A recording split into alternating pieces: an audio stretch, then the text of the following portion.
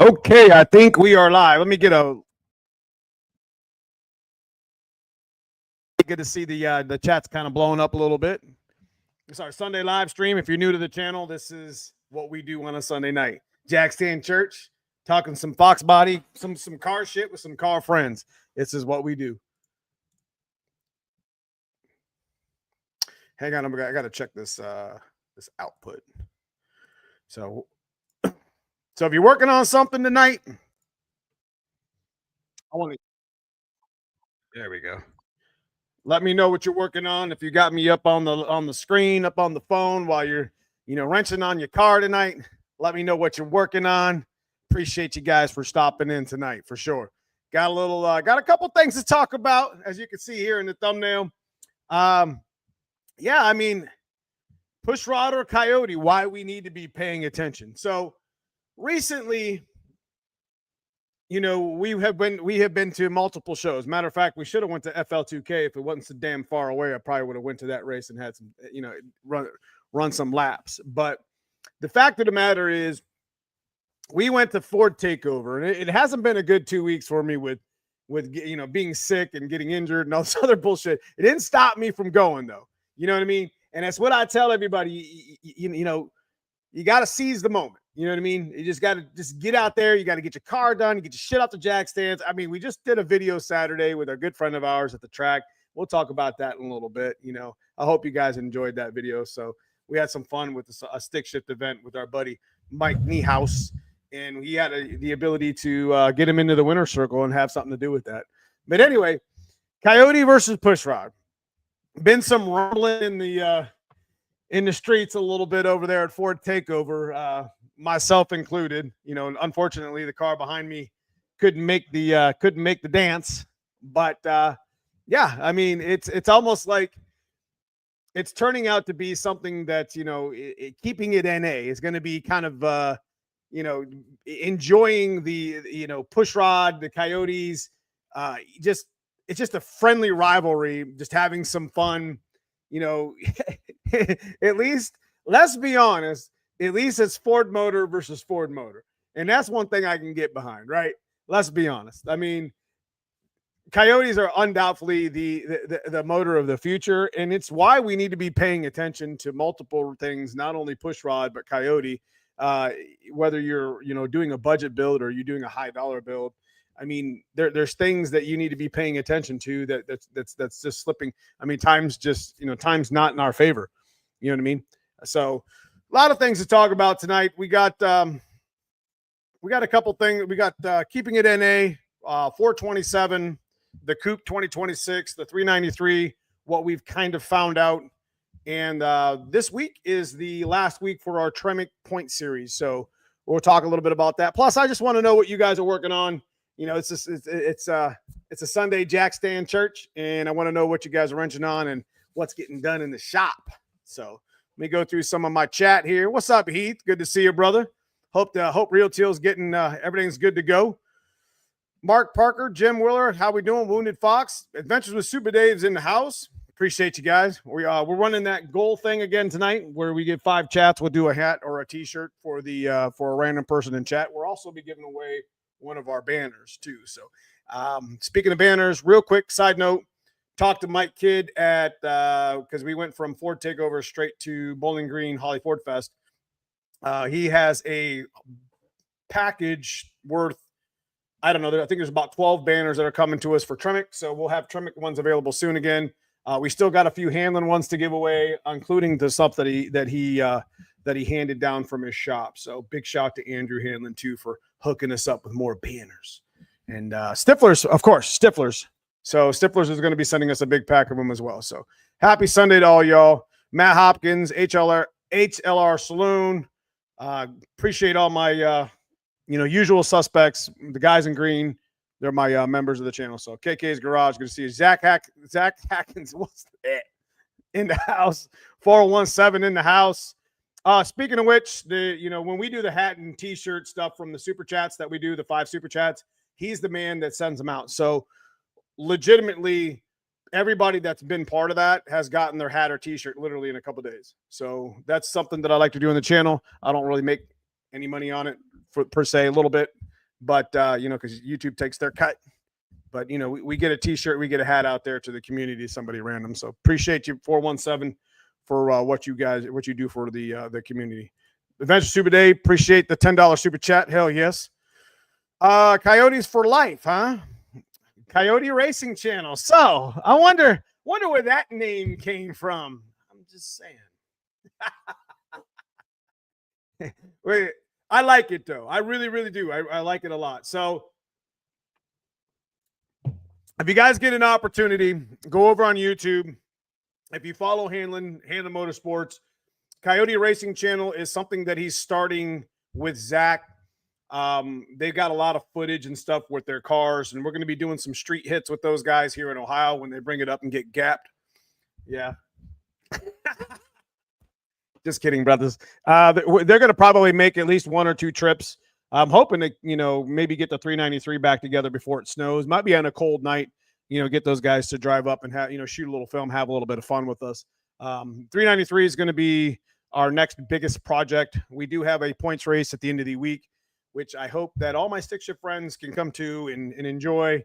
It's a backside race, so it's kind of different. It's a, you know, racing on the asphalt, but, you know, we'll talk about that a little bit more later. But yeah, we're getting close to the end of the season with that stuff.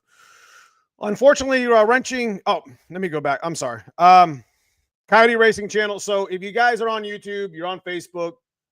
This is Andrew Hanlon's actual racing / car / you know, channel like ours. I think it's a pretty killer name because I don't think he's going to be a pushrod anytime soon. And him and Zach now have 2 cars, and there'll probably be more. So getting ready for Mognats, motor plates, different clutch, and switching to pro bracket radial one. So I do need to get with you. I did miss Garrett Leach's phone call last week.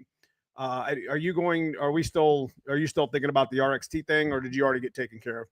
You know, hit me up later on, Heath, about that.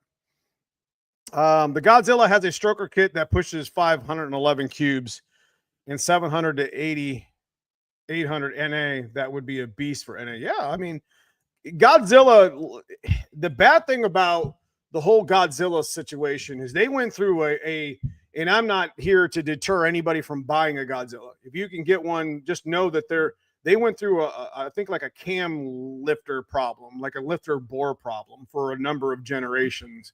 I mean, it wasn't something that happened right off the bat because the Godzilla is still being sold very often in the Super Duties. It's one of the options, but you know, it's going to have its day. You know, do Coyotes take the precedence right now? Absolutely. You know, you can't forget about the push rods, but that's why we need to be paying attention to what the hell we're doing. I'm a junkyard dog, fellas. I'm a junkyard dog. I'm a swap meet dog, right? I got some bougie shit too. That's what we're going to talk about with the 427 too. But I like my junkyard stuff. I like my stock block 351 Windsor. I don't think it gets enough attention. I think it's one of the most underrated motors Ford ever made. And they only put them in some like vans and shit. So like it was like a terrible situation where we couldn't get our fingers on a lot of these engines. This is why we need to be paying attention. If you have a junkyard that's close to you, go find the damn thing. They're in vans. They're always littered in vans, but ain't nobody want to cut a damn 351 out of a van. If you don't know what I'm talking about, go try. You're going to need Sawzall blades, lots of batteries, and probably a torch to get the damn motor out. It sucks. I don't know if you've ever pulled a motor out of a van, but it's not very friendly. But it's worth it. It's kind of like, you know, it's just a pain in the ass. That's the best way to put it. Now, also, we're in 2025, and we need to be paying attention because I now have 2 Coyote motors on stands. I have a Gen 1 and I have a Gen 1 truck and I have a Gen 2 Mustang. I think it's a Gen 2. I don't remember. 2013, so I think it's Gen 1. Regardless, I now have 2 working Coyote motors on a stand, and they're not hard to find. And I bought the one for like $750, and he guaranteed the motor worked just fine. He bought it from another guy for too much money, and he was going to put it in his truck. And he said, you know what? I'm not going to do this shit. So I got me another Coyote motor. I got more Coyote motors on stands right now than I do push rods that actually work. But that's going to have their day in the sun. Is it going in the black car? No. But I'm telling you, we're going to have a YOTE on the channel sometime in 2026 because I really want that motor. I want to learn that transplant you know, for a fox body. It is something, it is what it is. In my team pushrod, I'm always going to be team pushrod. We're not going anywhere with that. We actually bought another pushrod motor, which is already in the thumbnail. But the point of the matter is we need to be paying attention. We got to get to the junkyard. You got to find these motors before they disappear. The reason why YOTE has it such a, you're going to find more Coyotes in a junkyard now than you do 351 Windsors, because we're not looking. That's one of the main problems. You're not looking in the right spot. And, you know, people are like, I don't want it. It's probably messed up or whatever. It doesn't matter. Only thing you really give a shit about is the actual block and push rods, or excuse me, the block and the rods themselves, if that.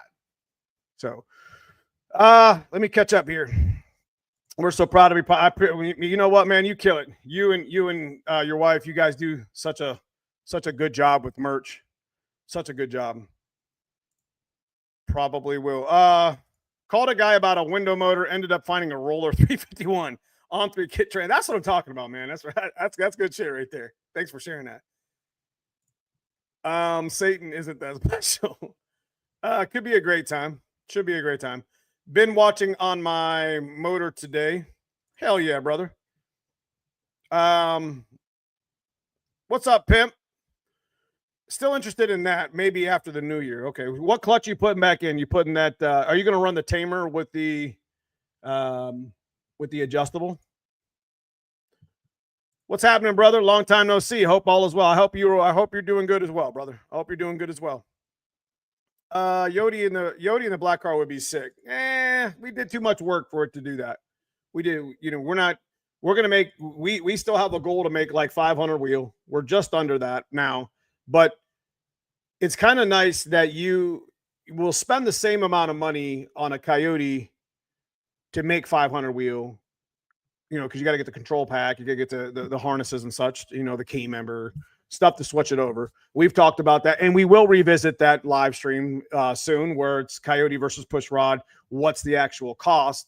We're gonna, you know, sit down with some of our, you know, in a nice, friendly manner. We're gonna sit down and we're gonna talk like, you know, we're gonna hash it out on a whiteboard, because we haven't done a whiteboard in a while. And I think, you know, what you're gonna spend on a 351 Windsor / stroker kit, you know, machined and all, heads, intake, whatever, you're going to spend about the same with Coyotes to get your car all swapped over. However, there are some cost differences and ways that you can save money on both sides of the table.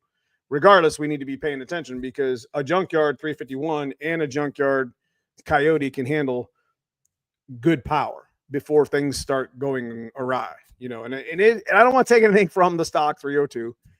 The 302 is still in my dad's car. It's going to always be there. It's going to be, it's in Sandy's car, cousin Paul's car. You know, that's where we, you know, that's where we set our feet in the sand with 302s. And, but, you know, with as much as we've done with the 351 Windsor on the channel, and soon to be a little bit of the Coyote, you know, 302s are going to be something we kind of revisit here and there. What's up, Lucifer in the house? Good to see you, brother. Didn't work on the Fox, but I drove it to get gas. Light came on. Then I put it back in storage. Sounds about right.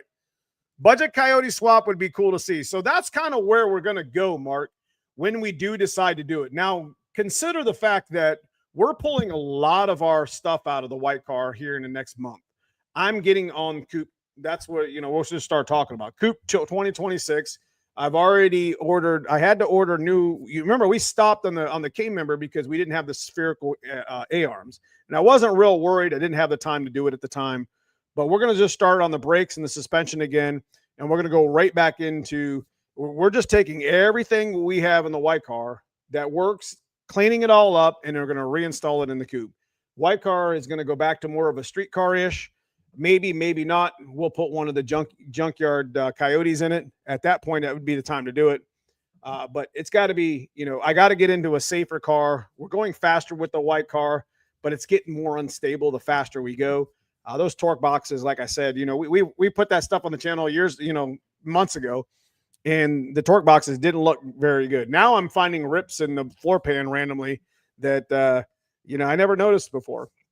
So at least with the Coupe, it's all tied up, everything's welded up, and you know, it's lighter too, you know, so it's going to be pretty exciting to put, you know, the 363 with and hang a second turbo on that motor and see how fast we can go in stick shift, have a little bit of fun. You know, there's nothing wrong with running quarter mile, but you know, we're going to set this car up a little bit better than we did the white car. White car didn't have the, and I'm still talking about the Coupe 2026. Sorry.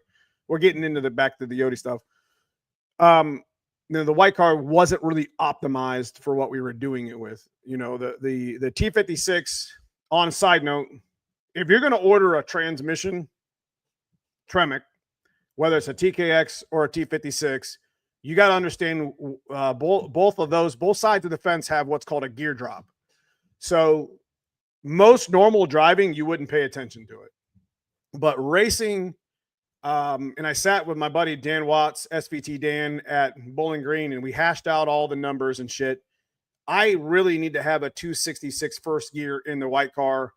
And the reason why I'm telling you all this is because I may help you decide later, one of you, what transmission you want to order.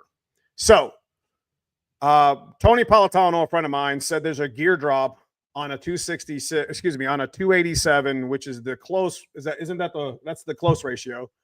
The TKX has a gear drop from 2 to 3. So first, second's fast, third, there's just a gear drop. And then I have a gear drop in the 297 T56 from 3 to 4. So what I'm trying to tell you is if you're going to set your car up to do 8th mile stuff, there's a couple transmissions out there that'll help you get through the trap 660 at 8th mile screaming third gear. And you're going to want to set your car up for that. And that's what we didn't do with the white car. We did a 297 first gear, which has a gear drop from 3 to 4. So I have to shift to 4th gear in the 8th mile, and I'm losing mile an hour. Not specifically ET. You're not going to lose a whole lot of ET because you've already went 600 feet. Most of the race is 600 feet anyway. But, you know, if I had a 266 with like a 373 gear or a 410 gear in the back, I'd probably come through the traps at like 7,700, which is doable on that motor combo, and gain mile an hour in the 8th. It makes sense? So if you want to set your car up for quarter, it really doesn't matter. But if you really want to, if you're going to do a lot of 8th mile like we do and a little bit of quarter mile, and you're going to order a Tremec T56 or TKX, you're going to probably want to run the 327. If you're going to try to 8th mile it and just 8th mile it, order the 287, change the gear, use the car, whatever. You guys get it. So I went on a little tangent. So hopefully maybe I can help somebody with that. Let me catch up in chat. Late model Ford F-150, same block as Coyote. Late model Ford F-150 5.0, same block as Coyote 5.0. Yeah, 2011 and above. What's up, Jesse Workman? Good to see you, brother. Good to see you. I recently had to weld my rips in my floor pan recently as well. I thought it was strange. I found these cars are getting old, folks. Like, you need to be nut bolt checking the shit out of these cars if you're out there. If you're making if you're making anything north of 400 or 500 horsepower, you need to be checking your torque boxes. You know, we just found, you know, we were at Ford Takeover and one of our buddies' car had a big rip in his torque box, you know, specifically where the control arm bolt was. Like that shit happens. Those control arm bolts will bend and they'll tear that whole box up. And you wouldn't think it would. And one of the little tips of the trade that you can do is you can weld washers, specifically on the uppers. You can weld washers to help keep them from ripping. And that's one of the problems that we're having on the white car. And one of the reasons why we should have taken it off the street 6 months ago, but we were already behind in the race season. Hell, we would just be finishing the coupe up at this point. Advanced Cooper, man, welcome to the channel. Good to see you, brother. Congratulations on your 880 pass. That car's got 850s in it all day, brother. What's up, Chris Hot Rod? Good to see you. What up, Gabe? Good to see you. I got the 327 TKX. So the 327 TKX is really, it's a nice even 1, 2, 3, 4 all the way through. So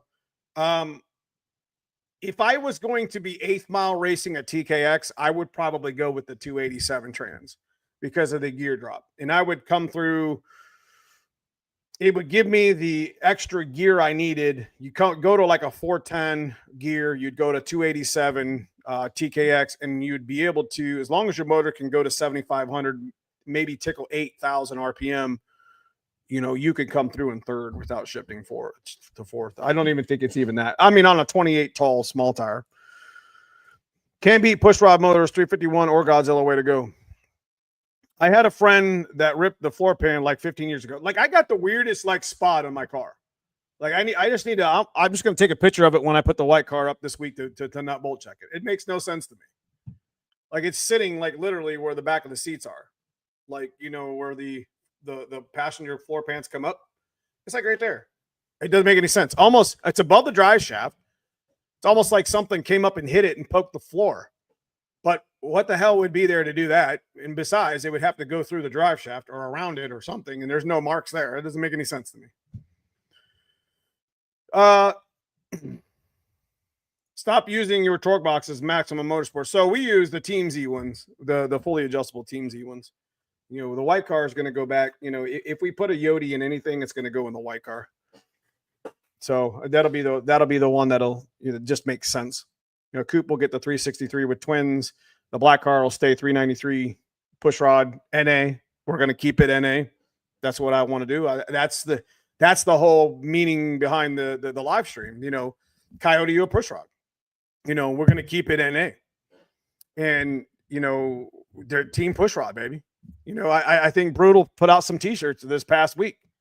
Team Pushrod, Team Coyote. And that's okay. You know what? That's going to be a friendly wager, a friendly battle for a long time. You know, because you can make a 351 Windsor stroked out, make 500, 550 wheel. As you already seen, I think Lucifer made like 550 wheel on a 351. I think it's 408. It's a bad motor.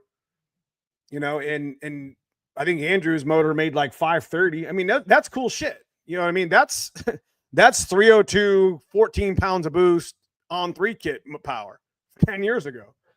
And it's all NA. That's good stuff. And it's not even solid roller at that point. I mean, solid roller makes even more power. Shit, solid roller pushed 700 with a big ass cam. I think that's what Heath's got in his. That big old 408, 410 he's got. Big old cam. Solid roller, that's a mean bitch. That's why Real Teal is who he is. You know what I mean? It's the car, you know, it's the nitrous car out there. 100%. Mine tore at the same spot. Yeah, it's crazy. Like, I don't know what would do that. Is it just stress on the car? Neo, were you able to fix the black car's bearing? We haven't got there yet. Like I said, we've been catching up these last 2 weeks. We're doing a video this week on the black car. I got a video from a car that I brought in, you know, talking about fox bodies, because we're going to take it back to stock and projects. And we bought a car recently that's you know, literally the thumbnail is Project Forever. And I'll talk about it real quick. You know, there's fox bodies out there, and this is kind of a precursor to that video. There's fox bodies out there that you can get sort of relatively cheap, right? But you're not really sure what you're getting into. And a lot of times you're just buying somebody else's hot mess. And there, you know, there's no dig on the previous owner, because he was a great guy. We legitimately bought a parts car / Project Forever that just had people's fingers in it for the last like 10 years. And I don't even know if the car will even run. But it's just sad, because I put the car up on the lift, and it looks like shit. And it's almost to the point that, you know, at what point do you say this isn't savable? You know, and it just somebody's got to be the bad guy, because there's still enough of them out there to where you can say, okay, well, this one can go to fix another one. But that's kind of a double-edged sword. You know what I mean? I don't know. Anyways, that's the video we got coming out, but we're working on the black car this week. We're getting caught up on everything for the last couple of weeks. Got one more race to go this week, and it's local, so it's not that big of a deal. But the point of the matter is, I'm excited to get started on the coupe. I'm excited to do something a little bit different in 2026. I mean, we want to go bottom eights, 170 miles an hour, and otherwise we'll push the coupe into the field and catch it on fire. I mean, that's all I want to go. That's a lot. Let's get the 850s first, and then we'll work on the other stuff later, because, you know, it's a crawl once you get into the eights. You know, we went 8.7. I think we can go 860s in the white car if we wanted to, but it's getting unreliable. It's getting a little bit, you know, the way I got the suspension set up, it's not really set up for that type of racing. You know what I mean? So I want to make the coupe universal, where he can run on the backside, it can run on the front side, it can run on a radio prep, and do pretty good at all of it. Doesn't have to be perfect, just competitive. Does that make sense? Have you ever done a 306 build? I've done a ton of them. Thanks for the love, bro. I mean, I appreciate you, bro. Fox bodies were weak body-wise. Ford fixed that with the SN95, made the body stronger. And heavier. Unfortunately. Let's go.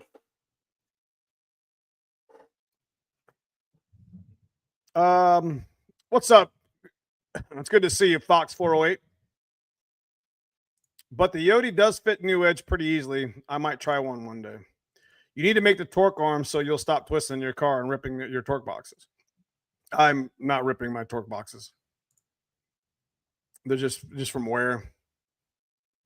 It's crazy how much pass slows down when you pass it isn't clean. Yeah, for sure. Anyways,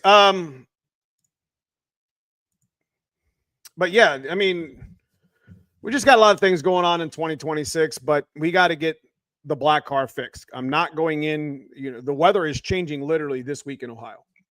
It's gonna be 60 degrees. Not anybody gives a shit, but like it's gonna be 80, and then like 65, 62, 60, and then at night it's gonna be like 45 degrees. So I got to take my white car out of the trailer because I run distilled water in that system, so I don't want that car to get, I'm not gonna leave it out in the weather at night when it's damn near close to freezing. So it's coming in and getting torn apart anyways. That's why we decided on this time of the year to do that. But we're going to have some fun with it, man. We're going to have some fun with putting the coupe together. We're going to kind of unravel and peel back the layers on our white car and make a different car next year. Have a little bit of fun. But, we got to get that black car fixed because we're not going into no damn winter with a broken black car. I mean, we're going to fix it old school. We're going to change bearings right there underneath the damn car. I know it's what it is. It's what happened to the last one. We're just going to put a 5 under. Whatever bearings are jacked up in our motor, we're going to put a 5 under bearing, and we're going to take an emery cloth with a shoelace. You guys already know what I'm talking about. And we're going to just polish it up a little bit, put it back together. What's up, Bama? Good to see you, bro. Nothing is not salvageable. Back half kits, torque box kits, mini tubs. That's all can cut and weld. You're right. Glenn, what would you need to do to make a stock 91 GT run 11s or 12s? Okay, that's a great question. At this point, 11s and 12s, weight is always remember weight is free horsepower. So if you're going to stay a full weight car, if you're going to go, like I got AC, back seat, heater box, both bumpers, whatever. If you're not going to lighten your car up, remember, weight is free horsepower. To run 11, run 12s, we ran mid 12s with just a simple GT40 combo, long tube headers. You can do it super budget, maybe rebuild, flip the pistons like we've done on the channel. You can 30 over a motor, put a nice cam in it, trick flow stage 1, stage 2, stage 3. I think you can run a stage 2 with GT40 P heads. You can run an entry level set of trick flow 170s. They're available again. I'm just saying, a good, well-built 306, if it makes around 300 wheel, there's no reason why with a tire you can't go 1250s, 1240s all day long. Maybe even 11s if it's a coupe and it's a little bit lighter. You see what I'm saying? So you can do that all the way up. 351, same thing. You go a little bit faster. YOTE, same thing. You can go a little bit faster. So you start tickling the 10s and the 11s, mid 11s with higher horsepower motors and stroker kits. Just depends on what you want to build. Depends on how much money you have. Because to be honest with you, that's the key factor. And we're always talking about getting shit up the jack stand. So, if you're not going to spend any, a whole lot of money on it, that's okay too. That's what swap meets are for. That's what Facebook Marketplace is for. Just kind of piece it all together. Don't forget the important stuff like subframes and, making the car not twist all over the damn place. But, what's up, Stang 033? Poor little black car. It ain't little, bro. It'll be all right. Just gotta go get some surgery. I think a lot of people don't truly know and just assume that what they hear from others. YOTEs can make torque no problem. Hell, my stock Gen 2 made 430 to the wheels. Right, but you also made 520 horsepower. So I'm not knocking what you're saying. We made 474 without, without the mufflers. But I mean, our torque was like 530. So it was pretty even with the mufflers, but once we took the gloves off, so I mean, you're talking a difference of like 100 torque. So, I mean, touche. But Coyotes also can RPM, and you know that also kind of helps a little bit as well. As we've seen down in Ford Takeover. Oh, here we go. Who let Doug in the chat? It's all right. Yeah, man, I try to help people as much as I can when it comes to questions like that. It's a good question. It's kind of vague. Like as far as my response, I try to help as much as I can. But to get into the 12s, bro, you can do it budget. You don't have to spend a whole lot of money right now. Long tubes, good set of cylinder heads, nice cam with some rockers. Hell, you can even put a GT40 intake on it. Make 300 wheel. Should be able to run 12s with a decent tire. Do you need a tune for 170 heads? No. You don't need a tune for anything stock block. 306, 302. Well, I seen something in Facebook the other day, and I want to kind of reiterate real quick for you guys. Somebody was talking about calibrated math. I want to put injectors in. I want to do this. I want to do that. Injectors don't make more horsepower. They just apply more fuel for more horsepower. They're not going to give you more horsepower. So what we actually did a dyno video where the same car that I was just telling Glenn about that ran 1240s, the blue car, the two-tone, you guys seen it in the little shorts on Facebook. I got it on YouTube. It's an old video, but whatever, full weight GT, ran 1270s in that video, but it ended up running like 1240s. That was a simple GT40P combo, 306. It wasn't even a 306. It was a flip piston stock block, trick flow stage 1, GT40 intake. It had long tube headers on it. The point I'm trying to make is we had 19-pound injectors in that car. Now, it made 295 to the wheels. When we put 24s in it and put a calibrated 24 MAF and tried to tune the Pro-M a little bit, we actually lost horsepower. So the point I'm trying to tell you is I seen a post on Facebook and the guy was like, "Oh, I want to put bigger injectors in it so it goes faster, it makes more horsepower." Injectors don't make horsepower. You know, you put 30s or 24s or 42s in, that's not going to feed it more fuel efficiently because that stuff needs tuned at that point. If you're going to go from 19s, you might as well skip and go right to 30s or 42s because at that point, if you're making more, if you're outlasting 19s, you're making horsepower. Because 19s, as we know on the channel, we did it with Dad's car with the speed density shit. 19s will cap out and be out of fuel at about 335 wheel power. That's the Explorer ones. Now, not the fatty little stock ones. The stock ones are probably a little bit less. But yeah, the injector, the 19-pound injector is still, it's good for entry-level cylinder heads, entry-level camshaft, entry-level intake.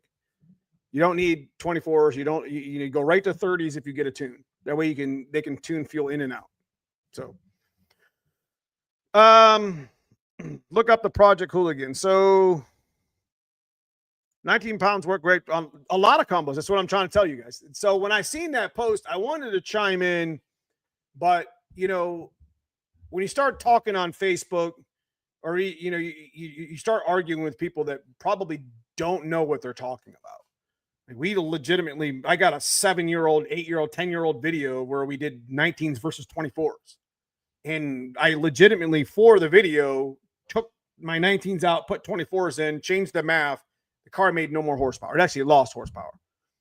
So I'm not saying you shouldn't buy that stuff because if you're going to make, you start getting into the 327, 331 stroker kits, 347s, absolutely go right to 42 Ford Racing, even 60-pound injectors. Get a tune. You can't just drop them in and run them. You got to get a tune for them. See what I mean? It's because those strokers are going to want more power or more fuel because they're going to move more air, fuel, power.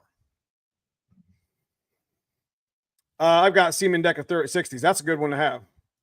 Doug, you're all right. Coyote, I'm not wanted here. Sad face. Nah, man, this is Team Pushrod, bro. You're in the right spot, Doug. Listen, Cash Days. I want to settle something real quick. And I'm gonna bring Brutal up again because Brutal actually has a t-shirt that he brought out. You guys check it out on his drag swag. You know, Team Pushrod, Team Coyote. That's pretty awesome. So this past Ford takeover, you know, there was a little Mexico going on, and we had a lot of fun. We had more fun talking in foot racing, clearly, than we did in the street. But the point of the matter is one of the main reasons why I want to keep my black car naturally aspirated is, number one, I don't want to deal with turbo maintenance. I don't want to deal with supercharger maintenance. And nitrous is a possibility if I'm going to the track for whatever reason one day, maybe. Let's get the motor back together. It runs badass. Let's get it tore down with the bearings fixed. Let's get it hot fixed and be done with it. But the point of that matter is that's some fun shit.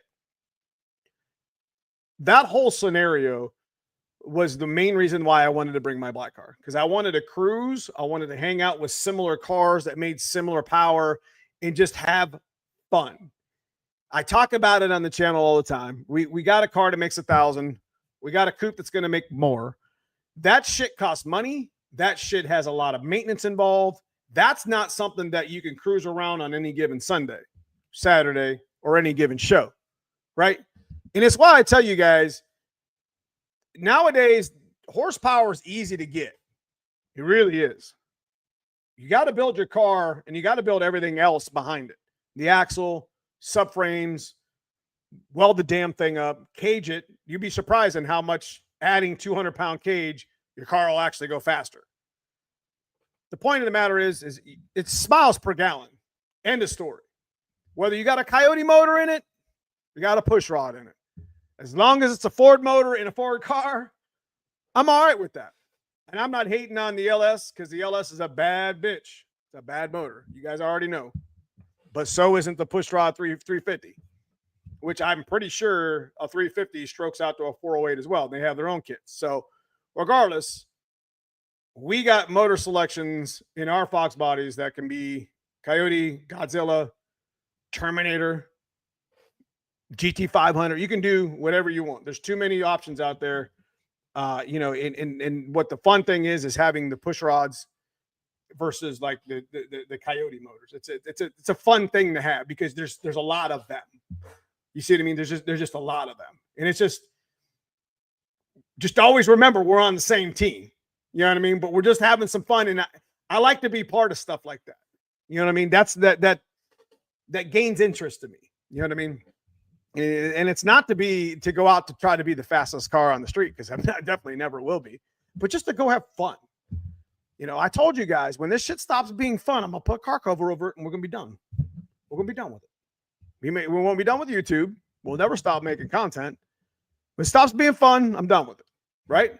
And that's something that we've never really done in the past, is just have a nasty little naturally aspirated car that I can just take down the street anytime I want, start it up and go. Have some fun with it. That's kind of where the whole Ford takeover cash days stuff came from. We're going to revisit it again in 26, and it's going to be pretty fire. Hopefully we can get Andrew and Zach up here to Ohio. Maybe we can make some street hits to kind of, you know, to see kind of where we're at. Maybe leave the draggies out of them. Just have a little bit of fun. You know what I mean? Beep, beep, beep, go. You know what I mean? That shit's cool. To me, it is. I've always enjoyed that sort of stuff. And I got plenty of room here to be FAFOing, if that makes any sense.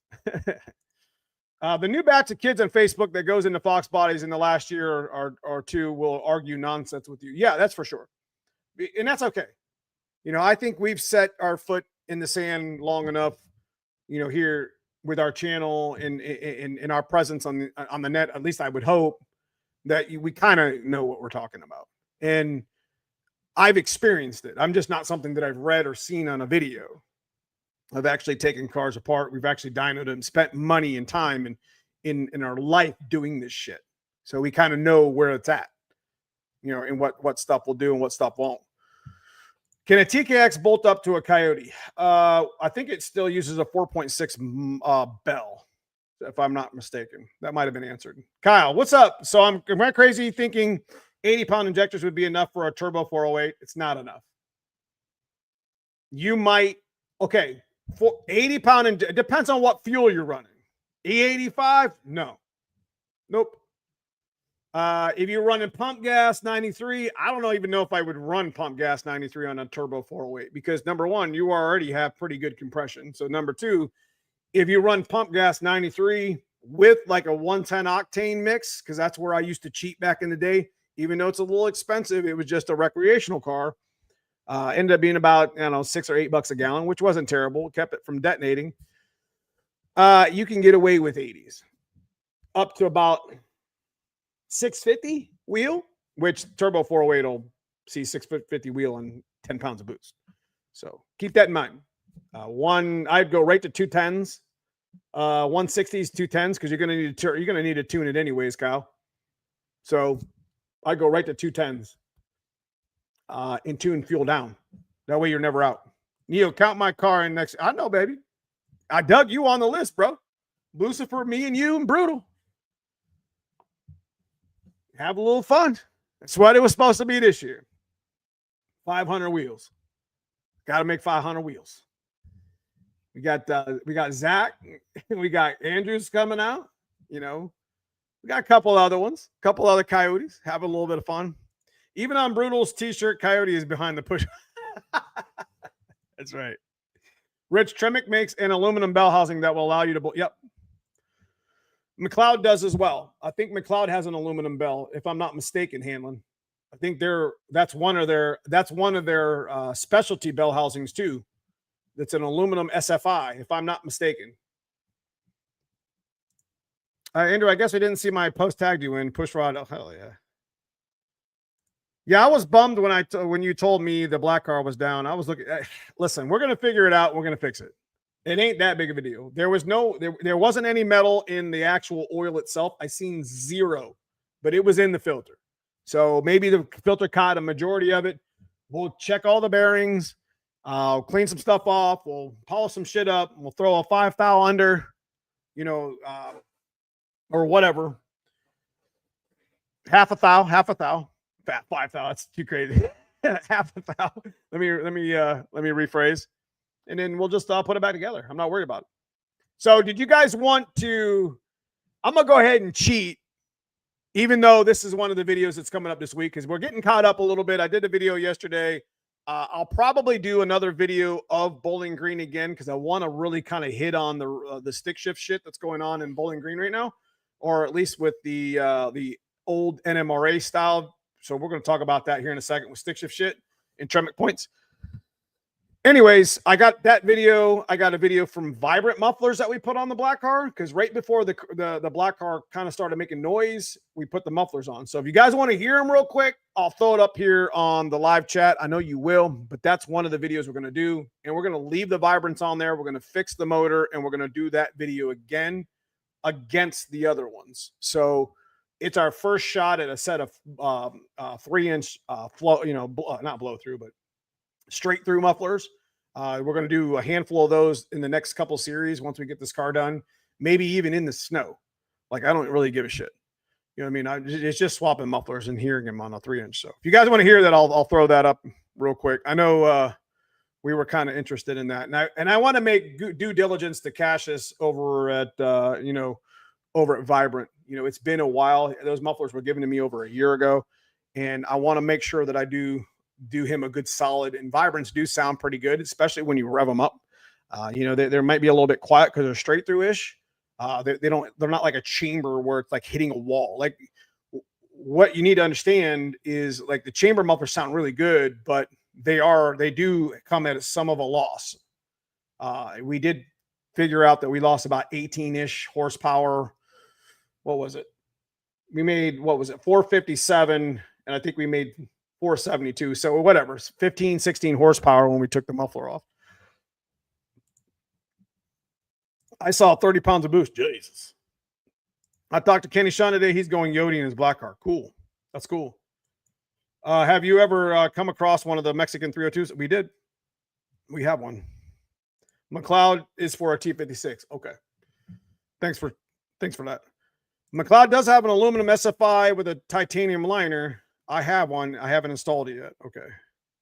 Which on 3 kit would work best with stock 302? Would be the best choice.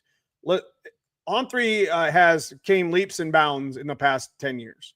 So, you know, they got stainless, they got a lot of good options. It's still a good budget-minded kit to put on your car. You know, it went through its phases of growth, and right now it's actually a pretty half quality kit. If I'm being fair. Summit has a new line of billet hydraulic cams, Pro 625 lift, and multiple duration choices. $270. That's cool right there, man. That's cool right there. I like that, Mike. Let's hear the chop music. All right. The stock kit from On3 is good. That's correct. I threw my headphones on right. All right. Let me see if I can find it real quick. Let me see if I can find it. I do have some footage from, I got a ton of footage to show you guys. It's kind of crazy. Vibrant mufflers. There's the folder. Where did we, trying to find the correct one. Just give me a minute. So I'm in a different screen. That's me driving it.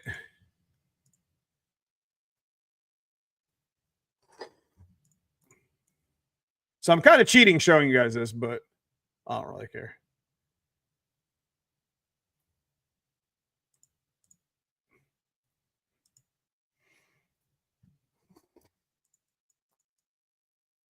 That was welding shit up there.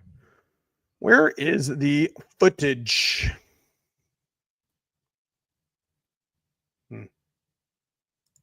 Maybe I don't have it right here. Yes, I do. Here it is. My iPhone has different numbers than my GoPro.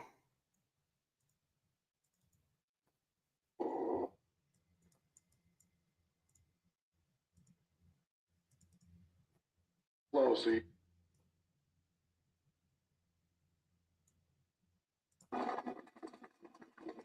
All right.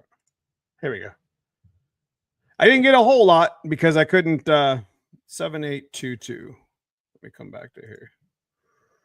Jesse Workman, man, appreciate the $10 super chat. I'm finishing up my front end. So Jesse, as I load this video up, Jesse actually had to deal with front coil springs this past weekend. And unfortunately, they're a pain in the ass. If you guys aren't going coil over in the front yet, there is a tool from Maximum Motorsports that helps get coil springs in. It's like $12, $15. You can get them at some of the rest of those sites. It's worth getting. And I don't know if you had that or not, Jesse, but I know he probably threw a couple wrenches that day. Neo, do you have to send the carb intake back in? If not, sell it to me. I'm not real sure what they want me to do with it just yet, brother. I'm looking recommendations on aluminum heads. I have stock 302 with GT40P heads on 3. What's wrong with that combo? That's badass, brother. Hell yeah. For the record, I don't want anybody trying to say I told you so when those vibrants sound badass. Okay, here we go. 7822. Let me go find it.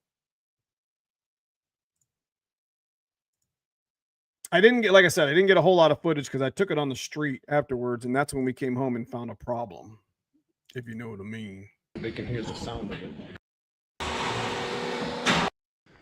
All right, here we go. This is pretty good.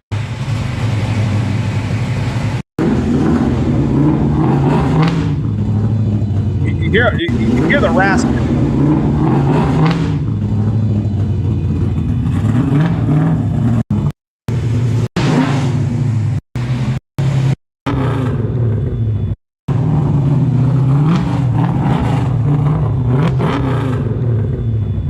Sounds pretty good, if I'm being honest. We're straight through.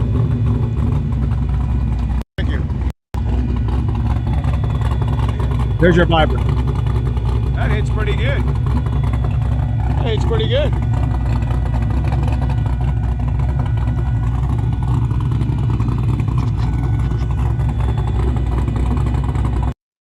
Let me bring up another video. I'll show you. See, I'm cheating a little bit, but that's okay. Showing you guys what we've done. But it doesn't look terrible. I mean, considering the mufflers are quite a bit smaller than the regular. So I had to make an adapter, if you see here. I mean, those are just quick couplers, but they actually slip fit into each other. So we ended up making extra extensions, whatever you can see here. And we'll be using these extensions on other mufflers, but there's your vibrance.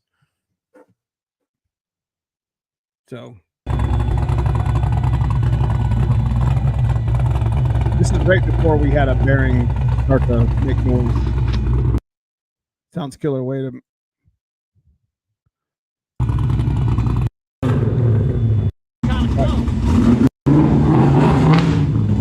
You hear that? It almost sounded like a Terminator there.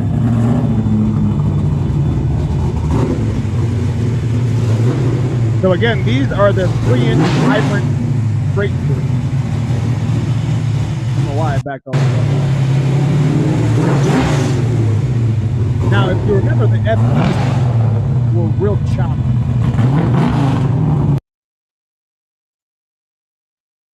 Oh, let me go find that. So you know they so they can hear some chop. Those Coyote guys. Yes, sir. Hang on. So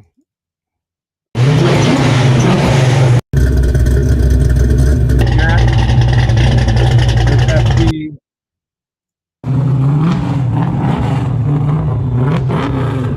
That's straight through. Be a nice comparison. I'm trying to do my best at trying to compare using the same exact power plant. You know what I mean?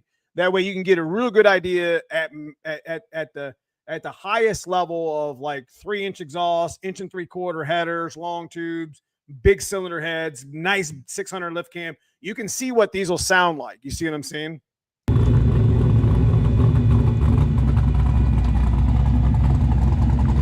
That's good. Thank you. I'll see you tomorrow morning. Appreciate it.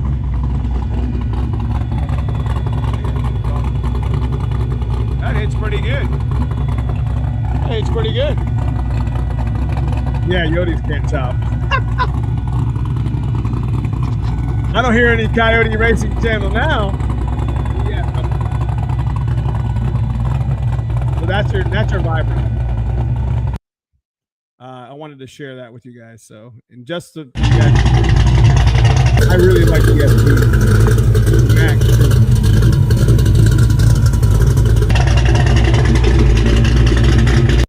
So we did end up gaining about 17 horsepower when we took the mufflers off. So, like I said, I just try to give you guys an idea. Those vibrants sound fire, don't they? So we got that video coming out this week as well. That's a pretty easy video for me to get out. It'll probably be Thursday.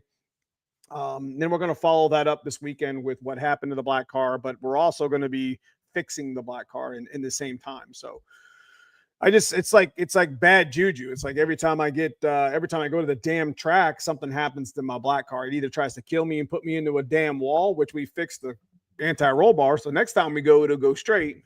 But you know, it's just, I don't know what the hell's going on with my luck with that. So you still need to get them Black Widows.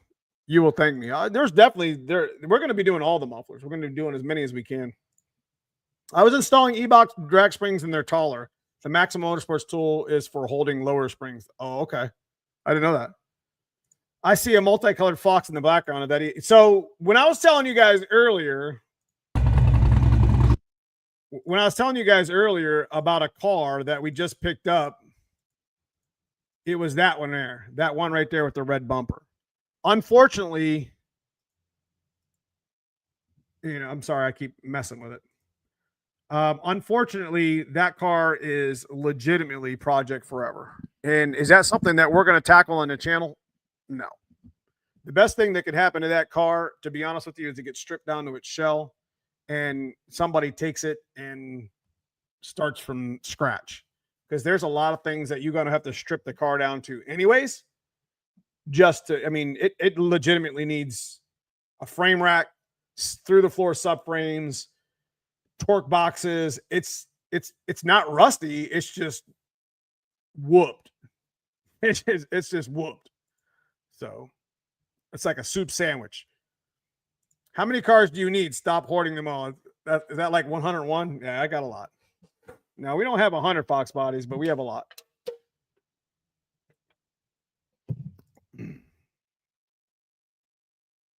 So anyways, yeah. So that's the videos, you know, that's one of the main reasons why I want to keep it NA. is I'm having so much fun with my black car. I'm going to lighten it up a little bit with the bumpers. We're going to take the heater box out because in Ohio, well, we just roll down our window for AC. But, you know, I want to keep it NA because I want to just have fun on the street. You know, I want to set the car up to separate on the street. I want to lower it a little bit more so I don't have to worry about it squatting and just have some fun with it. You know, do something completely different. If we race it a little bit, fine. We'll make a little hit in it. It'll run if it can go 690s, I would be happy. That would be like the absolute epitome. Full weight, pretty much full weight street car.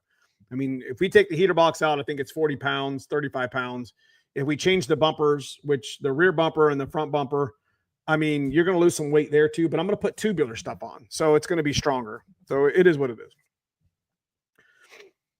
That setup is a blast on the street. Hell yeah, it is. What are you going to put the cleaver in? The cleaver build is going to be a build that Dave does. I got the heads, which are super, super hard to find. And we got a dart block and a 351 Windsor over at the shop, over at the machine shop. So that's something that we're going to build that motor for fun. That's a 2026 project. We got the shit to do it. It's just the time. And you remember, I only have Dave like half the time now, if that. He's in Texas. Like they haul his ass down to Texas. He goes down there, makes a stack of money, comes back. I don't think you guys realize how well that guy can tune. You know what I mean? I'm lucky to have been taught, you know, how to tune and you know, machine work, and it's just like I can't. He's a good friend of mine and a business associate, and he showed me as much as he could. And you know, it sucks that I don't have him full time over here all the time now, so I have to kind of pick and choose what's going on. So sounds great. Got real cool over question. Adjusting rears and one adjuster is an inch higher than the other to get the ride height the same. Batteries in the trunk. There's nothing wrong with that. That's just the way the car's sitting. You'll be all right. Do you recommend using a main cap stud girdle on a boosted 393? That's choice. I would, because it saved my last stock block. I got about 2.5 fox bodies and one is a tornado. I need to find another roller. Speaking of which, Coyote Racing Channel, we're supposed to have a TKO 500 faceplate for sale, but I don't know if that's even going to happen at this point. So I'm hoping it does. Hamlin was supposed to put one together because I saved a roller for him to be able to build a different street car with. So I'm kind of hoping that that ends up happening sometime soon. So we talked about keeping it NA, which the black car, we're going to go up. It's going into surgery this week. We just been busy with racing with the white car. We still got to check the white car. So we're busy as hell here. I mean, if you look over here, I got stacks of wheels and tires, brand new tires and wheels and shit. Got shit everywhere. But we got to check the car real quick. We're going to probably make a hit in it Wednesday to test it. We might make a video about it. We might just make a short. It's not that big of a deal. Just make sure it goes A to B and doesn't kill me on Saturday. We're going to put the car up on the rack because it's going to start getting closer. So getting colder. So I want to get the black car done so I can still drive it a little bit before it gets like snowy out and shit. But yeah. Hint, Neo. What? Find another roller. I only have a couple. 2 or 3 rollers that I would consider like good rollers. I have one of them's a spare for, you know, my white and my black car if something bad happens. What do you say? Okay, I installed them in just springs. I've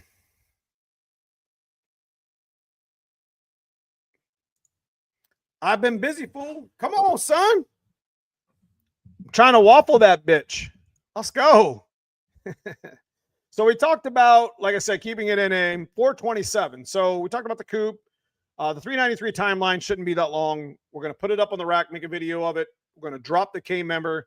We're going to be using a tool from Harbor Freight to hold the motor up, just to give you a synapse of what's going to happen.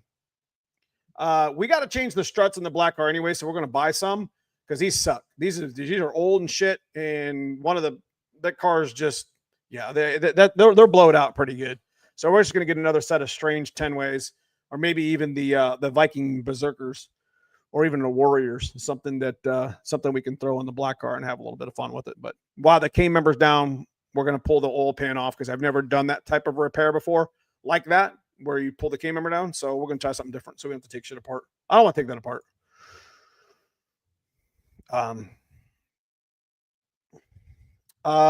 So that's the timeline. Tremec Sport, the Tremec points, real quick, before we talk about the 427. The Tremec points is this weekend. We have an opportunity by the time we have this live stream next week to possibly win a Tremec transmission, the one that's sitting back here in the box. So this one right here is going to a new home next week. If I don't pick up a 1.5. So John Askey right now is in the lead. If you guys don't know what the point series is, a Tremec stick shift point series here, no prep series here in Ohio. It's 8th mile racing. There's 5 races this year. We won a couple. We were in the finals in a couple. Got put on the trailer in a couple in the first round. Yeah, it's been kind of a shit show with us. We've had some pretty bad luck in the last 4 or 5 races, but we get out of the first round. We get that monkey up our back and get that shit, put that shit behind us and finish the season. I'd just be happy to just be competitive. You know, you lose door to door, you can't be hating.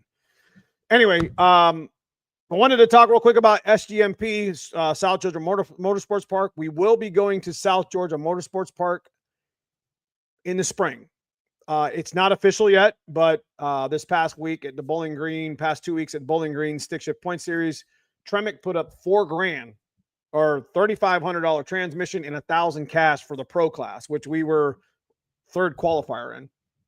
And they also put up a $1,500 clutch and $1,000 cash for the street class, which has a 10.0 index.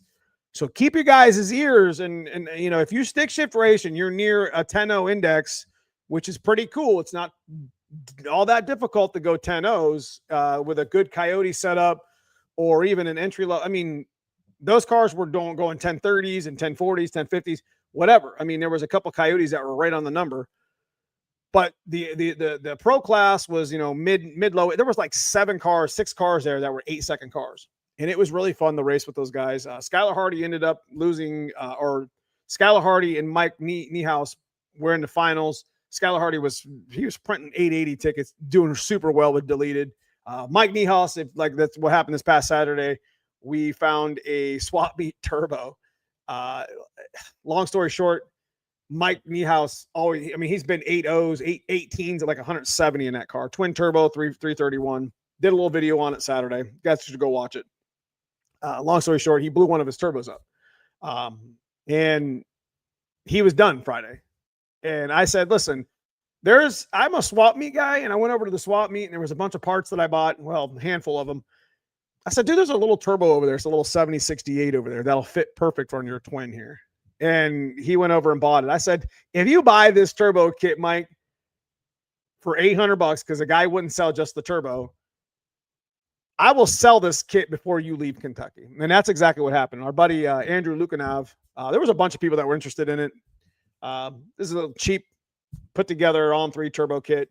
That turbo made 22 pounds of boost with the other one and went 4 laps with that in his car and won him the transmission, $1,000 cash. So anyway, South Georgia Motorsports Park, March, April, somewhere in there. If you guys are down there, you guys are stick shift racing, come stick shift race with us in Tremec. Tremec's going to throw another shootout if it becomes official with the new company. There's a company that didn't take over NMRA. They just kind of doing the same type of venue. And it was much better than it has been in the past. People made, there was good money and good payouts, and a lot of people had a lot of fun. So I did want to make mention of that stuff real quick and make a big shout to Mike Kidd at Tremec, Bob Scheid at McLeod for being, the stick shift has its own class now. So you don't have to do the bullshit True Street. You don't have to be on a dot tire either. You can just show up and qualify for stick shift and just race stick shift specifically. It is what it is. So anyways, we're going to be at South Georgia Motorsports Park to start the season in 2026 with the coupe. Mark my words. Anyways, if you guys are down there in the South, want to come hang out with us and stick shift race with us, I would highly encourage it, especially if your car runs 10s. Come join the street class with us. If anything faster than 10.0 gets put in the trailer. So I made my own tool that grabs the spring and hole and the control arm and compresses it. You're talking about front spring. Get that black car fixed and bring that bitch to Foxtoberfest. So we'll talk about that here at the end, Foxtoberfest. Last thing we're going to talk about is 427. So I have the opportunity. I don't have a spare motor. Like I told you, I got 2 Coyotes sitting over here on the damn stands, and I don't have anything in case my 363 takes a shit when the 393 is hurt. So I got an opportunity to get a 427 short block for 10 grand. And that's a lot of money to be spending on a motor. And it's got me thinking, I'm like, man, for 10,000, what I can do with 10,000 with a Coyote, you see what I'm saying? Just got me thinking, that's all. Because we're putting trick flow heads on the 363. And if something was to happen to the 363 in the coupe, we could use the 427 in the same cylinder heads on the 427 motor. So it wouldn't make that much of a difference. It'd be a little more compression for sure. But this motor, this 427 is actually built for like boost. So it's got some pretty good dish pistons in it. It's like 10-7-1 right now with 62s or some shit. So I'm thinking of, I don't know. Got a lot of options. 427's possibly coming to the channel. It's a dart block. Hell, the dart blocks are like $4 grand themselves now. So it's something to think about. The motor's built for boost, so you couldn't really. It's not really built for NA or nitrous like this 393 is. So I don't know, something to think about. Anyway, let me know what you guys think. Hopefully you come to Norwalk this coming year. I don't know what's at Norwalk. I don't think anything. I made my own tool. We talked about that. 427 would be badass and tons of potential. I just need something that, you know, when we're racing in 26, I need something that I can put in the car if something happens. And, you know, I'm not going to put a YOTE in the coupe right now. I'm not changing the whole car in the way the driveline works. You know, we're going to set this car up exactly the way we've always wanted to set up. 410 gears in the rear. We're going to start with 373s. 266 face-plated T56, 28 tall tire with separation and bar angles. It's going to be lowered. It's going to have our RC comps on it. It's going to have a stock hood. Yep. We're going to have a stock hood, factory cow hood. Excuse me, stock factory fiberglass hood. I think that'll look really cool. A little sleeper effect. You know what I mean? It's going to be twin turbo 363 with the same style intake that's on the 393 right now. Low carb style EFI. It's going to be on a Holly Dominator. We're going to have some good times. It's going to be built to go fast. Yeah. We're going to do a little bit of radial racing. So that's where we're headed. Is that 427 the one that Dave built at the shop? Yes, that's the one. But here's the thing is we don't need the cylinder heads. He wants like 15 grand for that motor. It's got AFR 220s on it with a shaft rocker system. And the guy, Dave owns those cylinder heads, or something like that. I don't remember. So he asked me, hey, would you be interested in the short block? You know, the camshaft, everything, because the camshaft's ready. It's a badass camshaft. Since you're getting trick flow heads anyways, you know, it would be a pretty simple swap over. So I don't know. The 427 would be easy to drop in and be rather than fab. That's what I'm saying, Blake. You're 100% right. So, anyways, couple things I did want to mention that I normally don't. I got a Cervini's hood that I was going to put on Facebook Marketplace. I freaking hate Facebook Marketplace. Somebody's interested in it. I think Cervini's hoods are like, what, 800 new? This is one of the ones that came with one of our project cars. It's like a Storm and Norman Mach 1 hood or whatever. Somebody's interested in it. I'll be looking to get rid of it, but you're going to have to travel and get it, like local pickup shit. I mean, it is what it is. It's not perfect. It's in primer, but it's decent. My video is not frozen.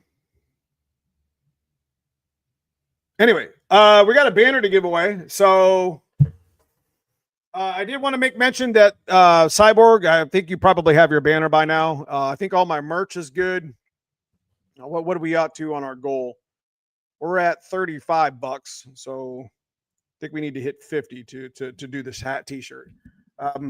There was a gentleman that won a banner 2 weeks ago that never emailed me. So we're going to give away that banner next week as an extra banner. Since it's already been calculated and gone, then yeah, we're going to give away that next week. So anyways, let's see what banner we got. Let's go ahead and give away an official Hamlin Motorsports Coyote Racing Channel banner. So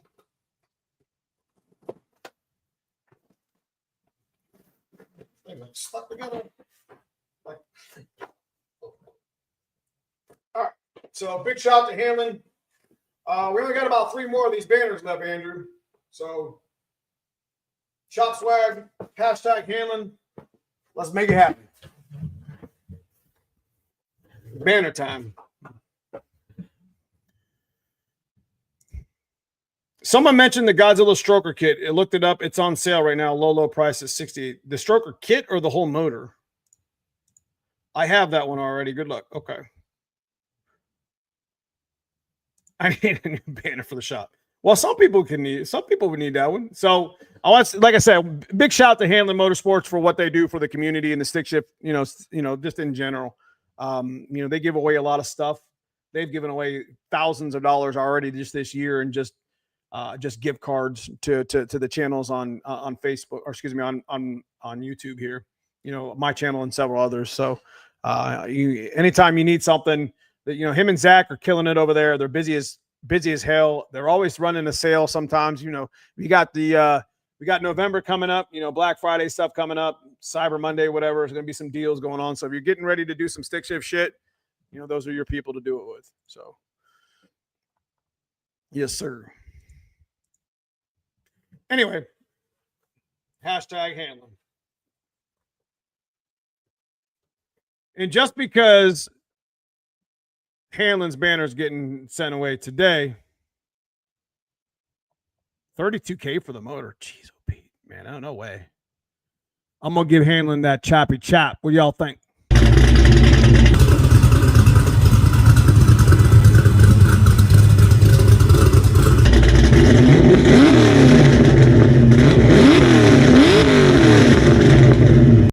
That's all I'm saying. Coyotes don't do that.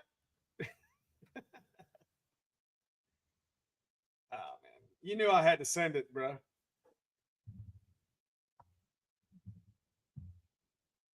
I don't think Cube Smart would like me. Whatever. You can tape them up. So, all right. Anyways, that's what we're at this week.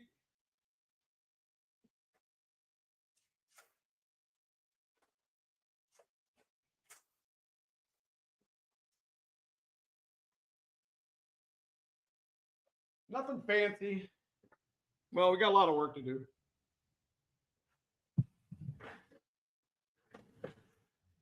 Always behind. Got to budget that time, fellas. That time for your family, with your friends. This past weekend was homecoming for my son and my daughter. Was busy most of, pretty much all day Friday, or half the day Friday, at football games. Can't miss that stuff, man. You gotta budget time, you gotta budget family, you gotta budget money. This car genre shit is really cool, but family's always first. In the one thing that the car genre does do is it kind of takes you away from the life itself. You know what I mean? Getting into the garage and spending some wrench, taking some time to yourself, collect your thoughts. I don't know how many times I've came into the garage and, started to work on one thing and then went right into working on another and just got motivated to finish a major project that I had been putting off and felt better about it, So, but there's always a time that you got to stop and be with your family. You know what I mean? So for you guys out there that's having a hard time, just keep focused. I can 100% tell you that whatever you're going through, you're going to get through it. 100% forecast that you're going to get through it. Life changes often, and things come in and out of your season, come in and out of your life in seasons. it could be for a week, could be for a month, could be for a year, could be for 10 years. But I can 100% tell you, you're going to get through it. You know what I mean? Just got to put you either coming out into a storm or coming out of one. Just got to put your head down and just keep trucking. I know some of you guys struggle out there with money and getting your car. Listen, there ain't nothing wrong. My cars will never win a car show. My cars aren't the fastest cars. My cars don't make the most horsepower. And I don't really care. I enjoy them. I enjoy what I do.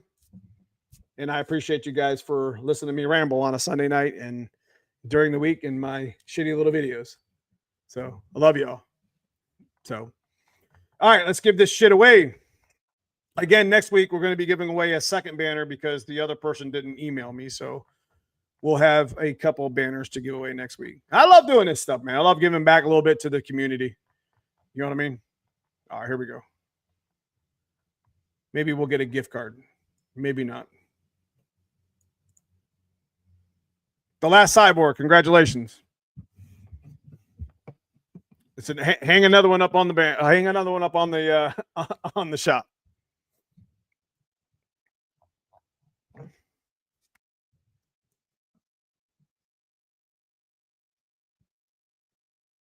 You know what? We didn't live stream the other week, did we?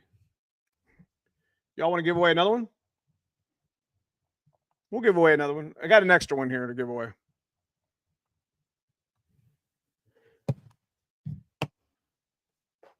We missed the live stream the other week, so I'll make it for right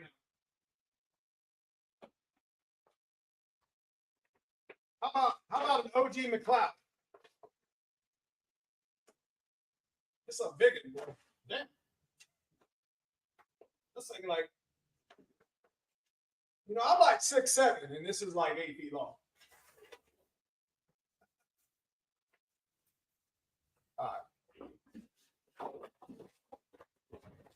I appreciate it, Kyle. I appreciate it. So we'll give away this one. So hashtag McLeod. We'll give. This is one of the extra. Just so you guys know, this is one of the extras from Hanlon. He took this off of his shop wall to give to us, to give to you. So we'll go hashtag McLeod. I want you guys to know that I run a McLeod RXT twin in all my cars. It's a good diaphragm shelf clutch. With the Tamer, it's just the way it is, brothers. You know what I mean? With the Tamer, it's just the way it is. 2026, you're going to see a lot more of stuff like that. I'm telling you. Adjustable clutches are really, really good when you get them right. But, you know, Garrett Leach's Tamer with a good diaphragm, whether it's a ACT Sasquatch clutch that Tony runs or an RXT twin. Ram's got a good one. You know, it is what it is. And if you can get it, you can use that Tamer on adjustable or a slipper clutch too. And well, I'll tell you, man, hang some weight on that shit, be good to go. So that's the Last Cyborg, and we'll get. This is because we missed that live stream 2 weeks ago.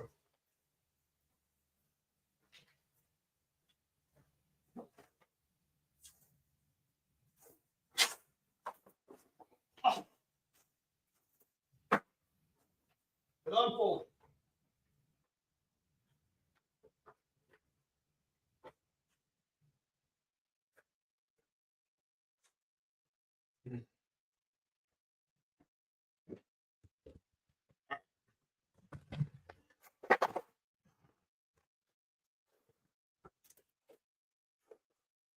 You guys think of these banners? Do you think they're a pretty cool idea? They're definitely different. It costs about $10 to send, $8 to send, so it's pretty cool. So I do appreciate you guys with the super chats and shit. Helps pay for the shipping. I don't know why I'm drinking this at 10 o'clock at night. Congrats me not going to sleep. I'm just kidding. All right. So I appreciate you, Super Dave, for the $10 super chat. Jesse Workman for the $10 and the $5 super chat, and telling us about the Maximum Motorsports. So installing drag springs are taller, so you can't use the tool.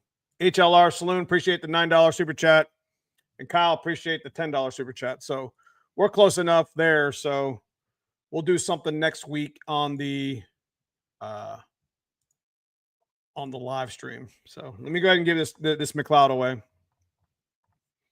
And then we'll finish this. We'll wrap this stuff up. Damn, y'all got this thing blowed up. That is long. All right, here we go. Oh. David Smith, congratulations, McLeod. Yep.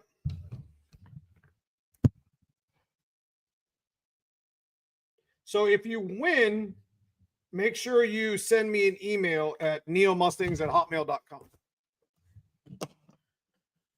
Here, I'm going to put it up here in chat.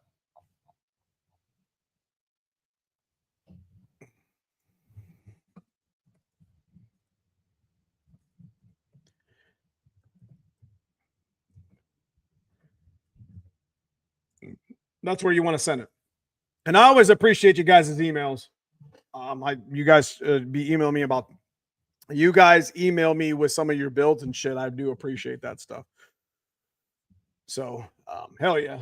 And for being part of the channel. I just appreciate you guys for just listening to me ramble on a Sunday. You know, I wouldn't be doing this shit without you, you know, and, you know, if I motivate you to come out to the shop on a Sunday night for an hour, 2 hours, not watching football, well, not that we didn't today, but, you know, just to do a little bit of wrench. That's the whole point. You know, Sundays, usually most people aren't working at night. You know, getting into the garage and getting a little motivated to clean the garage, or, you know, set up a list to get ready to, you know, do a project on your Ford, your Chevy, your Dodge, your bike, your whatever, you know, if that's what it's really all about, brother. You know what I mean? So have a good night. Have a good night, Jesse. It's good to see you, brother. Is an 80 and earlier foxbody transmission cross member in a different location? That's a good question. Everyone, please, before you, I appreciate that, Bama. Make sure you guys hit that like. It helps grow the channel on the way out. So, yeah. So we have the Vibrant video coming up, the install. We'll do a comparison with the other chambered mufflers. We're going to be doing another one with Vibrant, maybe a little bit of a short video, because I gotta do something for Cassius. You know, that wasn't enough. I got some good footage. I got a drive on it, but that wasn't enough. Man, I appreciate you too, Matt. Or I appreciate you too, Kent. Appreciate you a lot, man. I hope everything is going good. The family and everything, brother. Anyway, we're going to go right into what happened with the black car along with fixing it. So, you know, it is what it is. That's what we have. We have just video after video that I need to be putting out if I had the time. We did a little bit of Ford takeover. I have a Magnolia video that I never did that I probably won't be able to get out.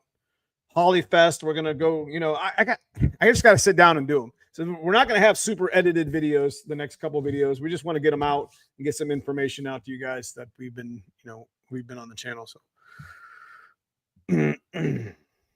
so I just put in a Racecraft K member and A-arms. Where can I find good info on getting every set up before I go to alignment? Racecraft K member.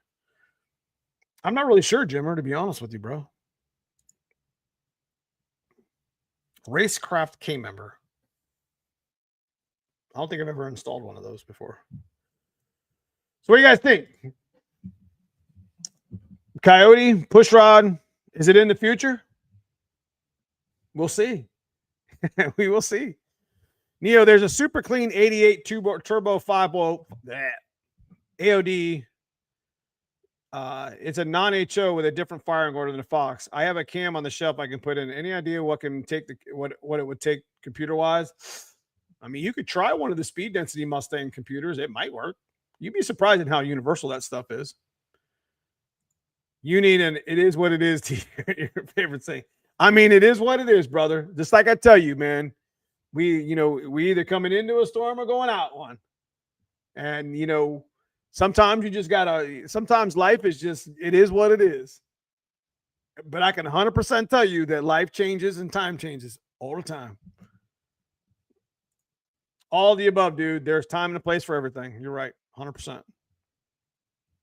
So anyway, if you got any questions, we'll be on for a couple more minutes here. If you got any tech questions, any questions you want to ask, I just like hanging out with y'all on a Sunday. It's pretty cool. It's sad because it's like the favorite time of the week. Talking some shit with some car guy friends. It's always appreciated, man. Always. If you're going through the storm, keep going. That's correct. That's correct. So what do you guys think of the 18s? You like the 18s on the black car? Because I did buy new tires. I got a pretty good deal on the rears over here, but I did buy the new street drag radials for the deep dishes.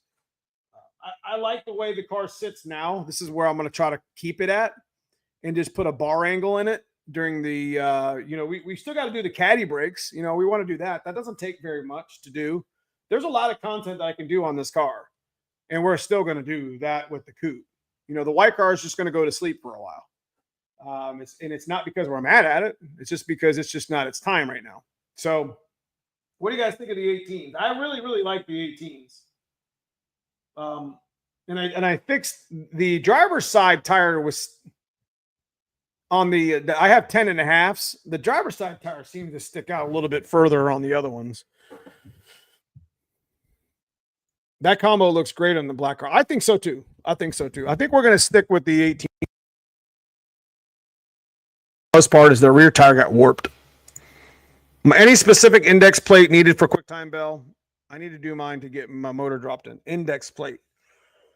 I don't know. Have a great night, brother. Yeah, I think the 18s look right.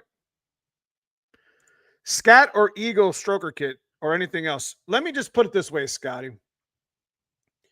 Scat 9000 and Eagle. I've ran Eagle crankshafts in rods up to 1,000 horsepower. Scat, I haven't had a whole lot of, I didn't say I didn't have luck with them. I just haven't used them a lot.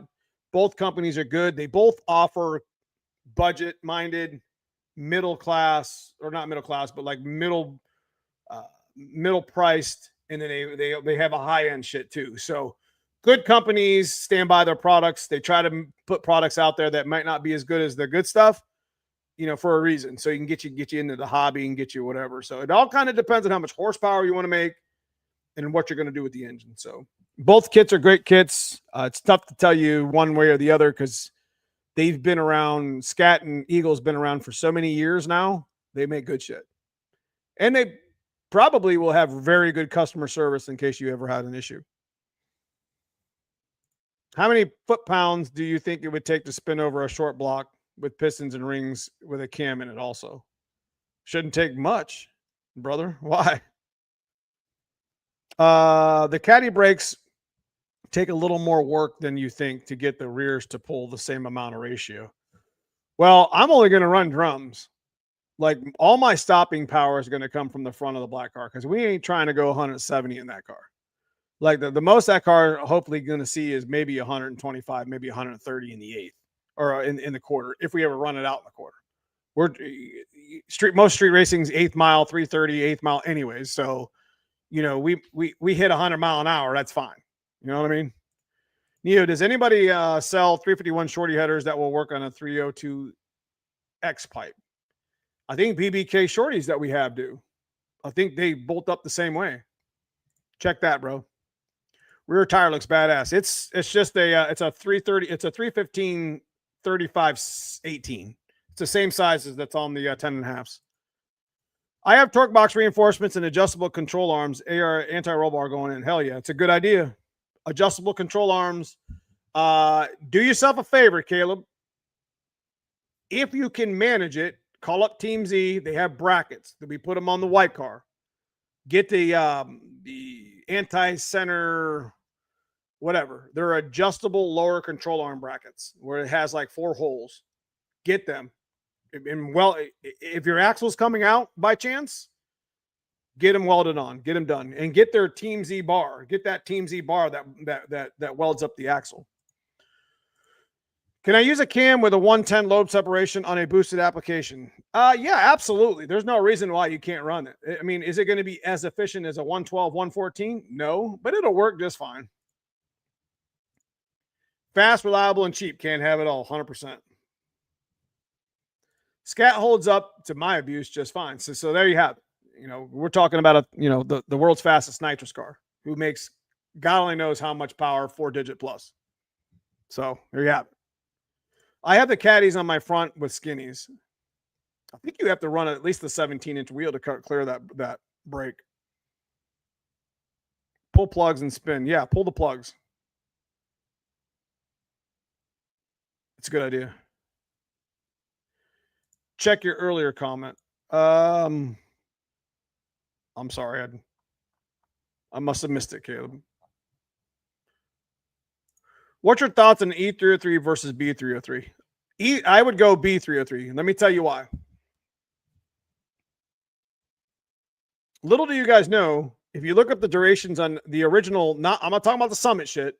There's nothing wrong with it, but Summit came out with their own B and E, whatever. The original Ford E cam and the original Ford B cam, if you look at the lift and you look at the durations, the B cam hits pretty good because it has the duration equal to an F cam. And it's definitely got the sound to it. It doesn't have as much lift, which is good for cars that don't have a lot of spring pressure. So B cam has its, has its following for a reason. It's a really good cam, especially when you put like a roller rocker 1.7 on them. E cam, if you're going to do a B cam, you can just skip right up to trick flow stage 2 at that point. You don't even need to do E-cam. Even though I went 1240s in a full weight car with an E-cam and some long tubes, B-cam's a pretty badass little piece. F-cam's a good cam. F-cam boosted and or NA is a good cam. Buddy Randy swore by it here locally. He made 525 to the wheels on a stock bottom end 302 Explorer motor with an F-cam and a junkyard intake on like 15 pounds of boost. 2 years on the jack stands, now off the jack stands. That's what I'm talking about. Good job, brother. Hell yes. I'm considering the move to radial for prep now that I have good shocks. That's Vance. There's no reason why in our cars that we can't set up a bar angle to where you could run a radial with some different shock settings and even do decent with a slick. Slicks are forgiving. And they're absorbing, so there's no reason why you can't hit a slick like you do a radial on the same sort of setting. Maybe with travel limiters, like I still want to travel. You still want the car to kind of separate in the back, so you're not going to have a whole lot of travel like I do with the white car and my coupe. But I'm still going to have travel limiters to allow it to kind of squat a little bit if I wanted to, run a slick or whatever. So that's kind of where I'm hoping to get to. Maybe that's just too much to ask. Neo, what do you think about the X303 cam for boost? I never really ran it. I got it over there, but I never really ran X on or a Z cam on either one of boost wheel applications. Yeah, Neo, you can run 17-inch front wheel and the caddy brakes. In my case, I run the skinnies up front. Had Taurus rear calipers. That's a good one. That's a good junkyard one. Going back on the jack stands for on-3 kit and the head studs breaking in the clutch 500 miles. Let me let you know that it's not about the miles on the clutch, more it is about heat cycles. So I wouldn't tell you to go out there and beat the shit out of the clutch after 5 heat cycles, but I can tell you that a majority of your clutch wearing in happens in the first 50 miles.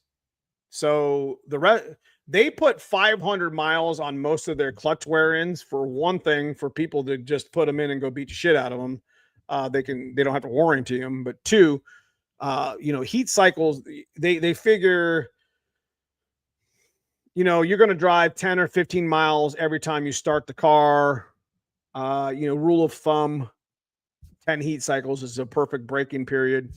But we just do it in our white and our black car, probably 4 or 5 heat cycles. And that's, in traffic at stoplights, 1, 2, 3, 1, 2, 3, 4, 1, 2, 3, a lot of clutch use, let the clutch completely cool, go back out and do another heat cycle, not getting on it, not giving it hell and burnouts and all that other shit.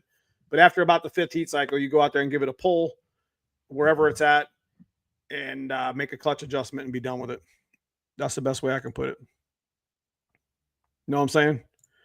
So Neo has everything over there on the shelf. I have a bunch of shit over here. Vance, are you running stiff wall slick? American Gearhead, what's up, brother? Oop. I have been going to bed earlier than this because of my work schedule lately. Just letting you guys know I'm still around and I'm still liking. Appreciate you, brother. I appreciate you being here and letting us know. I see a lot of the same people every Sunday, and I just want to let you know the same 7,500 guys, and gals, whatever. I appreciate you guys spending some time with me. I know it's a little bit late. It's about 10:15 or whatever. We've been on about an hour and 35, but that's par for course for this. I usually like to end with the questions if you guys want to talk about some shit real quick before we head out. But thank you for the clarification on the clutch. Yeah, listen. If you want to be safe, put 500 miles on it. We've been doing stick shift racing. I haven't driven an auto in I don't know how many years. I couldn't even tell you last time I was in a car with a race car / horsepower car with an auto. Is it cool? Absolutely. But stick shift racing is in my blood, and it's going to always be the thing that I do. Some of these clutches are better than others when it comes to heat cycling. Twin disc is way more forgiving than maybe a single disc street clutch would be. So your street clutches that are $300 or $400 that aren't $1,400 or $2,400 aren't going to have the same type of material and technology. So heat cycling is still very important, and I think you'll be okay. But 500 miles is a little more than that's kind of off the chain there, to be honest with you. Hey, Neo, can you tell me why the on-3 turbocharged Mustang on stock block will go faster than a Vortex supercharger with the same setup? Belt slip. Turbochargers don't have belt slip. And turbochargers like to pull. I don't know, man. It depends on what it depends on what you're talking about. But you might be talking about entry-level stuff. If we're going apples to apples, stock bottom end 302, on-3 turbo kit / single turbo kit versus a supercharger kit, a lot of, you start getting into the 10 to 12 pounds of boost, unless you go to a kind of more of a cog-ish, pulley-ish, you're going to have some parasitic loss in your turbo or your supercharger from heat and from belt slippage. It's just it was always an ongoing battle with me with I had a D1R, F1, I had P600B, P1SC. I've had 4 different superchargers, and they've all made really good horsepower. But every time I crept in on 13, 14 pounds of boost on a small pulley, just get a lot of belt slippage. You start seeing a lot of belt remnants around the alternator area, the supercharger area where the pulley's at. So the tensioners get hot. It is what it is. To each their own.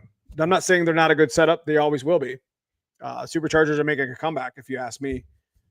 Pro chargers in specific. Just making a serious comeback.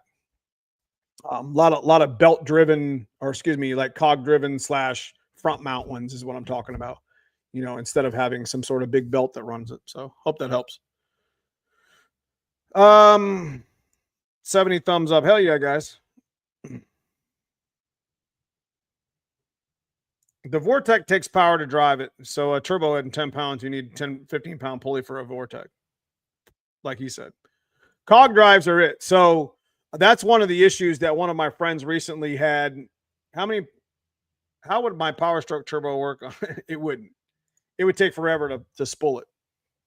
But yeah, that's the supercharger. There's to each their own.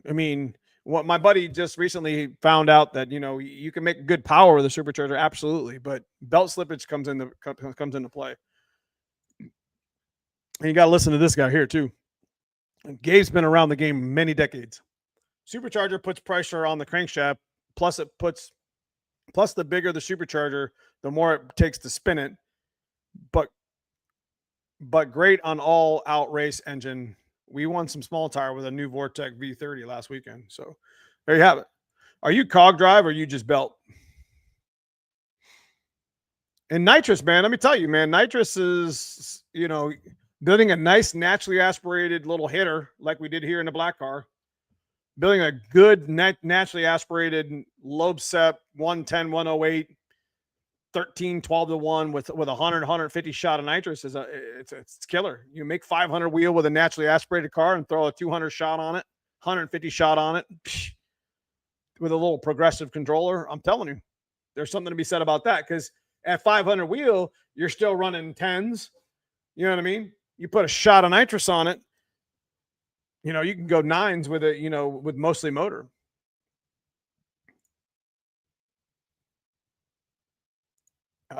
So anyway, we're about an hour and 40 in. We're gonna go ahead and call it a night.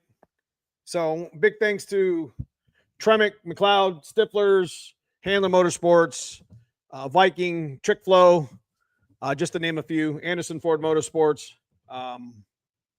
Yeah, lot of good companies that we try to represent here on the channel. We got Fox Days of Christmas coming up. We got some videos coming up. Got like four folders full of videos. But I appreciate everybody for stopping in tonight. We'll get those videos out this week, and we'll be looking forward to hopefully next week being the stick shift winner of our own point series. Now I know I listen, guys, I ran the point series for a number of years and I excluded myself out of winning it. I kind of want to, you know, give it a shot this year, see if I could win it myself individually. And we have an opportunity. So I had to earn it. It wasn't free, but it'll be cool. John Askey's a point and a half ahead of us, and hopefully we can either catch him early rounds or maybe get, you know, maybe get some good rounds in past him. So we'll see. It's going to be good stick shift racing anyway. The car's fast and it's going to be hard to beat regardless. They all are. So appreciate the chat tonight. Thanks everybody for coming in. I miss this so much. Yes, I do. Later, gentlemen. Anyways, I love y'all. I'll see you soon in the video on Tuesday, Wednesday, probably one on Friday, Saturday, whatever. We'll get it figured out. We'll get you caught up. Got a lot of work to do here, fellas. Good night. Keep the car straight. Stay safe. I love y'all. See you next week.